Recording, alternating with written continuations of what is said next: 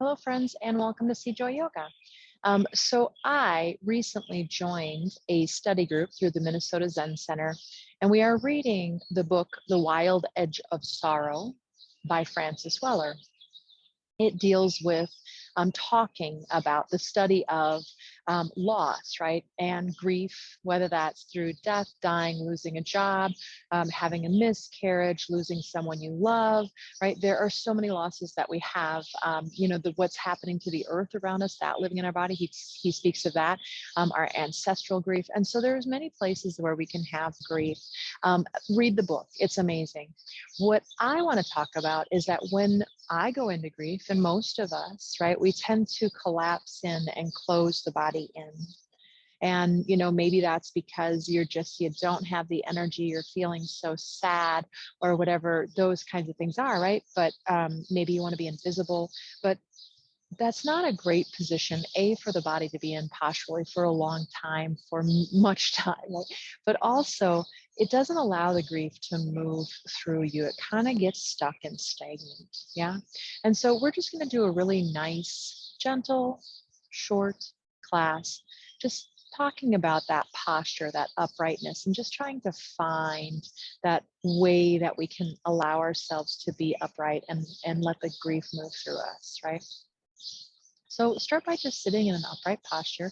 You might be sitting on a chair, sitting cross-legged. And if it's one of those days and you just need to lay down, I invite you to do that. You have my permission, yeah? You don't need it, but you have it. And just bring one hand onto the heart and then the other one over top of that hand.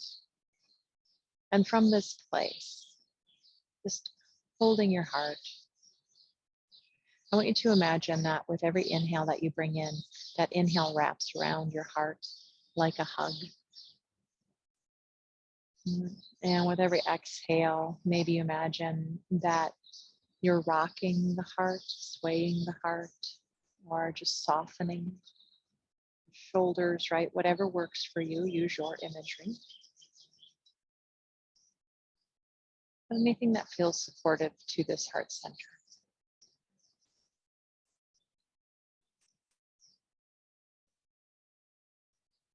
And then bring your hands down to your thighs. Go ahead and open your eyes. So our first heart opener is nice and mild. Don't push hard into anything we're doing today. You're gonna bring your hands together in front of your heart, point your fingertips forward-ish. Inhale, reach forward, and then let the arms come out and as far back as is comfortable. And exhale, bring the arms down by the side. And hands come together, inhale, forward and out. And exhale, maybe turning the palms down, pushing down. Inhale, we've got 4 of these. And exhale. And again, last one, inhale. This time when you're back, stay back. If it's all right in your shoulder girdle, you're gonna bend your elbows and just really gently let your elbows just kind of move a little forward and just a little bit back in this saguaro cactus position, right? And then go to your farthest, and that doesn't mean it's the farthest you ever did do, just whatever feels right for you back that you want to work from today. Reach those fingertips back out again.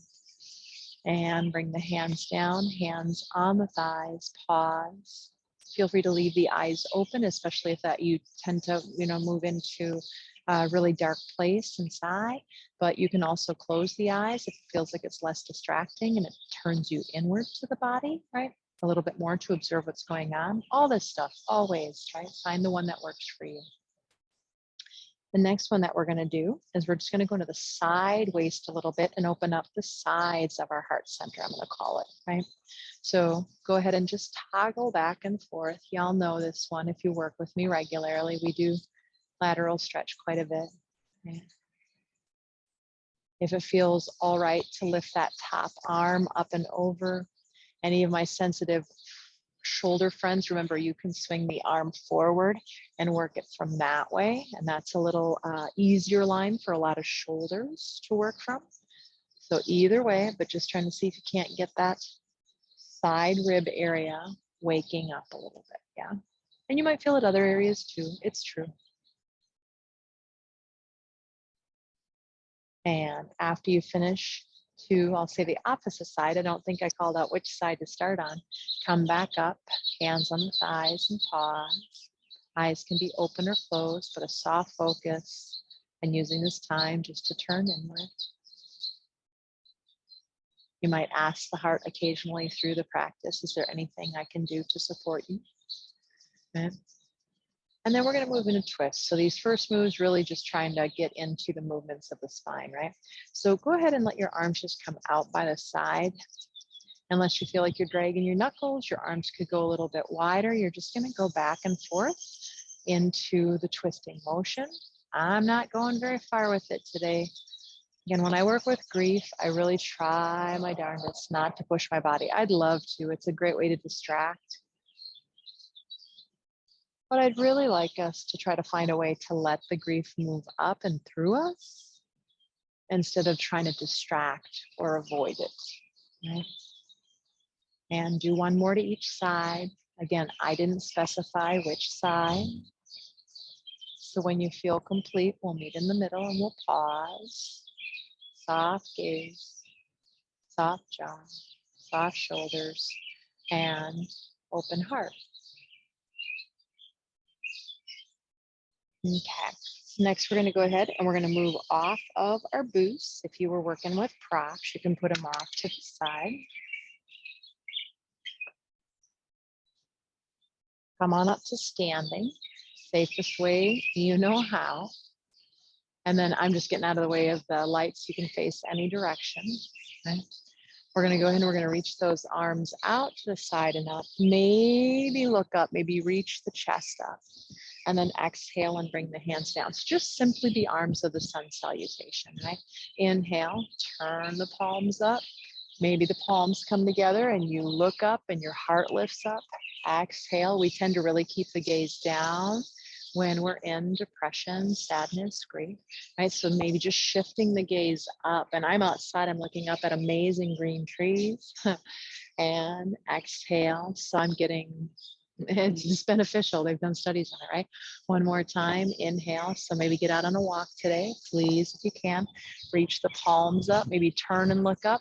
And then I want you to leave your hands together or interlace your fingers together. Bring your hands behind your occiput, right? And maybe let those elbows go a little wide and reach the chest up. And then keep the chest reaching up. Bring the elbows in so they're about shoulder distance and reach the elbow flesh up, right? Take a breath, look up, and release that all the way down. Just to say hello to that back side of the heart. Let's take our shoulder blades and just roll them through their circular motion, right? There are 4 different movements of the shoulder blades that we're hitting with this. And go the other direction. We don't have to accomplish a certain amount of these, right? We don't have to get something done right now. We just have to be really gentle and tender with ourselves. Move them up, down, and together a little bit, just so they're in that Goldilocks position. Go ahead and step your feet out wide. And we're just going to say hi to the hips while we're here. Let's just go ahead and start by toggling the hips from left to right or right to left, either way. Hands can be wherever you'd like them to be. And then we're going to go ahead and we're going to move in a circle with the hips. So I have called this hip area the junk drawer of the emotions, right? Go ahead and go the other way. The emotional center, right? That's an interesting one, right? Because the heart center, the heart chakra, anahata chakra, go ahead and go the other way again, is where we say the emotions and the feelings are, right? And yet when we try to push everything down and we like repress, a lot of times it can get bound up, caught up in those hips. Now we're going to go into a figure 8. So go ahead and let your right hip move forward, out, and back, and then the left back. And then go the other way with the left, or switch to other sides. I'm a little off today, sorry. And then you're going to let the right hip move back first, forward, right? And then the left hip. So we're just switching the direction to figure 8. It helps you to imagine that there's a pencil hanging off of your tailbone, drawing a figure 8 or whatever works for you here. And then go ahead and come on back to the center. Step your feet out a little wider so you'd be on facing the long edge of the mat now. We're going to go ahead and we're going to turn our left toes in and our right leg out. Hands on the hips, and go ahead and just bend the knee a couple of times. Again, we're just going to focus on the hips for just a couple of bits here, yeah? We're not going to stay and worry about alignment too much, anything like that. Bring that elbow down, stay in the bend, bring that elbow down, and reach that left arm over and lengthen. And come all the way up. We're not going to hold anything too long. Turning forward, we're just trying to move our body. Right toes forward, heel back, full left leg out. And again, hands can be wherever you want them. And we're just going to bend in and out of warrior 2 a few times. I always like to think of this as I'm a spiritual warrior, a soul warrior. And then the next time you're in, stay bent in, bring that left arm down, reach that right arm over and just lengthen through that right side body. Again, feeling that side area of the heart opening. Come on up, turn those toes forward. Go ahead and toe heel the legs in. Standing hip distance. Bring your right arm over top of your left and just give yourself a hug, right? And you can walk those hands in. We're not going to go into full eagle arms. And if you're really pushing, you're like, I really want, you know, again, just what happens if you're just a little more tender and gentle with yourself today? Can this be enough? Just simply this, right? Soften the shoulders. And then when you reach those arms out and come back up, you'll bring the left arm on top. And this time I want you to hug your evil twin. It's that side of us, right, that we cover with shame and that we bury, or maybe said or did something mean to someone and we've never forgiven ourselves for it or been able to, or whatever that is. Hugging that part of ourselves too. They deserve compassion. They're beautiful. And then go ahead and bring those arms on down. Come on up to the top of your mat, I'm going to call it. And then go ahead and bend your knees a little bit, step your left foot back. We've got one more big pose here, friends, and then we'll come down onto our backs for a restorative posture. So for this one, either interlock your thumbs or your knuckles, either one totally works. And then keep that left heel down as you start to bend the right knee and just fold over, right? You can reach those knuckles back if that helps the shoulders lift. But again, I wouldn't go too extreme with anything today. You can bow and bend in and let the head drape if that feels okay. But if it's causing balance issues or anything, that's okay, let it go. Reach the knuckles back to come on up. Hands on hips and step the foot forward and pause. It's the garbage truck, I apologize for that. Bending knees, stepping right foot back. I don't have a fancy studio or anywhere to film in, so I get to deal with the elements, right? It's not perfect, but I'm no longer perfect. I'm a recovering perfectionist. Reach that right heel down, interlace or lock thumbs, other one on top, by the way. Go ahead and bend that left knee as you really push that right heel down and just fold in and find a place where you can live for a little bit, right? You might straighten the arms a little, lift the shoulders a little bit. You might let that head bow in gently. Again, humble warrior. We are humbled by all that we. So one of the first gate, right, of grief. Come on up. That Francis Weller talks about in his book is all that we love, we will lose. And that's such a Buddhist teaching as well. Hands on the hips and step that foot forward. And it is true, all that we love, we will lose, right? And breathing, I'm being humbled by that. Standing up nice and tall, just noticing. And we have one more thing we're going to do together here.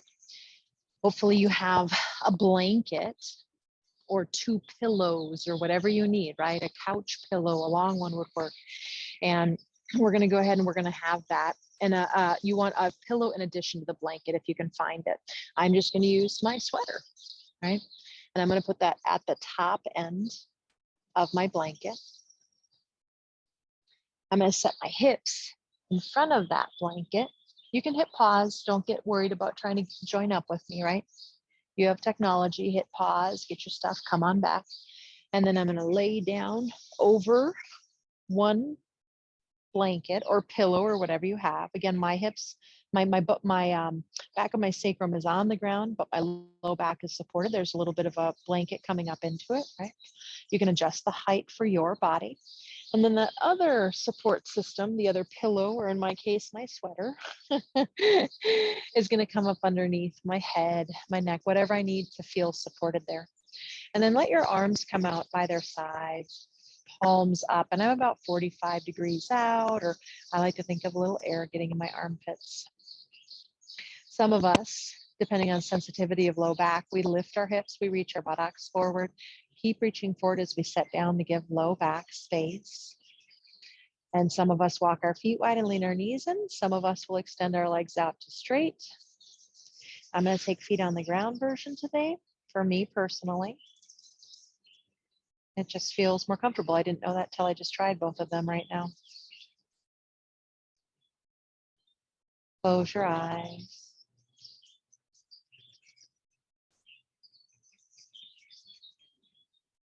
And feel how those shoulders just gently soften down towards the ground, stretching through the front of the shoulders, the front of the heart.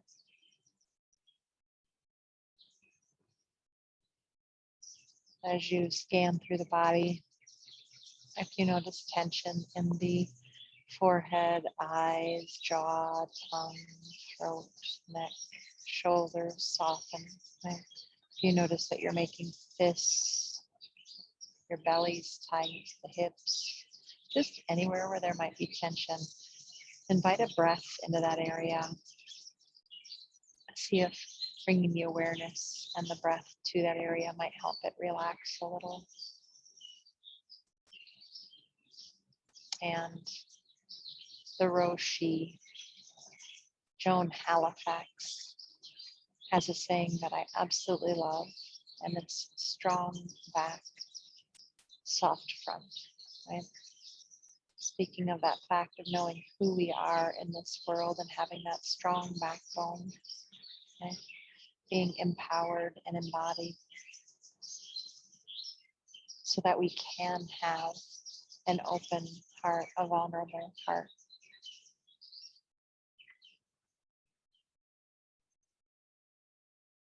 And society likes to tell us that we don't need to grieve, right? Happiness is the only way.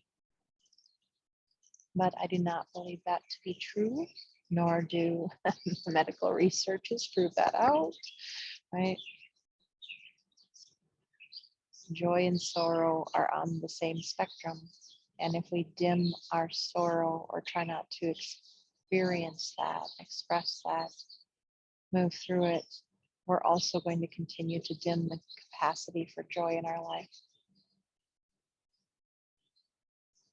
And you never need my permission. And yet, if it's helpful, I give you permission to let anything that needs to rise up.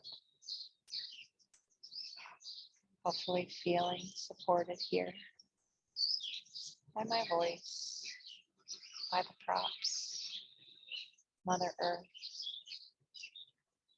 I'm outside, I've got Father, Son supporting me, the birds.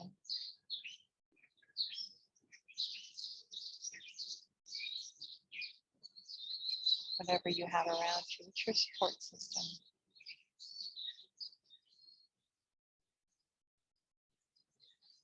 And you are part of your own support system as well.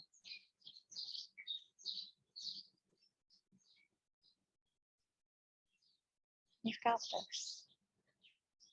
You've got the tools, right? Or at least you know how to find them.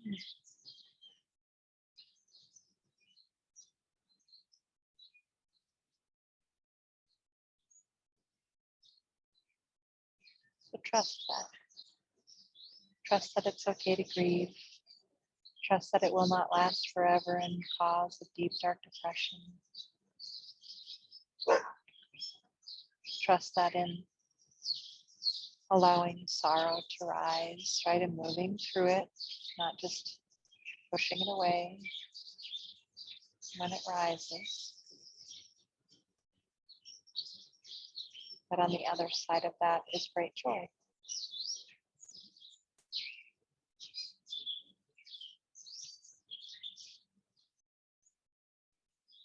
If you're able to stay here in this pose, this posture, and especially if you're feeling some of that grief come up, please, please do.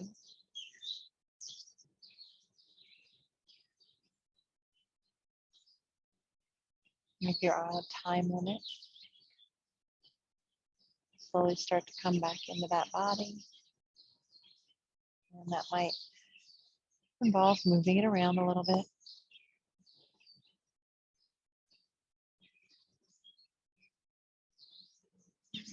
Rolling to one side.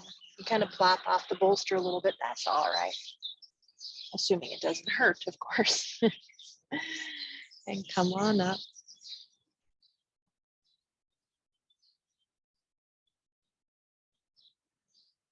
Put your hands on your heart again.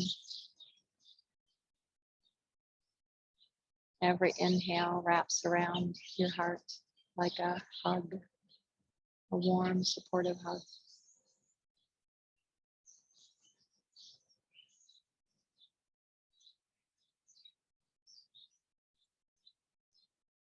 Maybe asking if there's anything that your heart needs. Is there anything you can do to support it? And, not only listening is a huge part of it, being still enough to listen to our soul. The soul, you can't hear the soul when you're really busy, when you're pushing, when you're being perfect. You can't hear it. And so when you hear that soul part of you,